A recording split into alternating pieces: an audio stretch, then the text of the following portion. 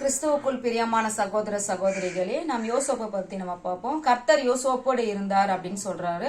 யோசோப்போட அவர் செய்யற எல்லா வேலைத்திலும் கர்த்தர் இருக்கிறதுனால வாய்க்க பண்ணினாராம்.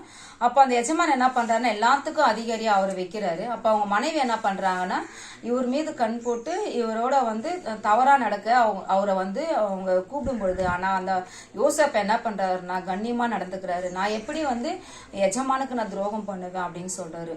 அப்போ பாருங்க, தேவன் யோசேப்புக்கு ஒரு இதை கொடுத்திருக்கும் போது அவர் எப்படி இதை நம்ம இந்த பாவத்தை எப்படி நம்ம செய்யணும் அப்படின்னு அவர் மனசாட்சி அவருக்குள்ள பேசும்போது அவர் பாரு, தேவனுக்கு விரோதமான பாவத்தை நான் செய்வது எப்படி அப்படின்னு இவர் மாம்ச இச்சைக்கு இடம் கொடாம தேவனுக்கு பயந்து, தேவன் நமக்கு ஒரு நோக்கத்தை வச்சிருக்காரு, அந்த நோக்கத்தை நிறைவேற்றணும்னா நிச்சயமா நம்ம பரிசுத்தமா இருக்கணும் அப்படின்னு அவருக்குள்ள இருந்தனால தான் அவர் அந்த பாவத்துக்கு விலகி போனார். இதன் மூலம் நம்ம தெரிஞ்சுக்கலாம், நாமும் எல்லா பாவத்துக்கும் விலகி போகணும் அப்படின்னு சொல்லிட்டு அவர் மாதிரி நம்ம வாழலாம் அப்படின்னு இதன் மூலம் நான் கத்துக்கலாம்னு நினைக்கிறேன்.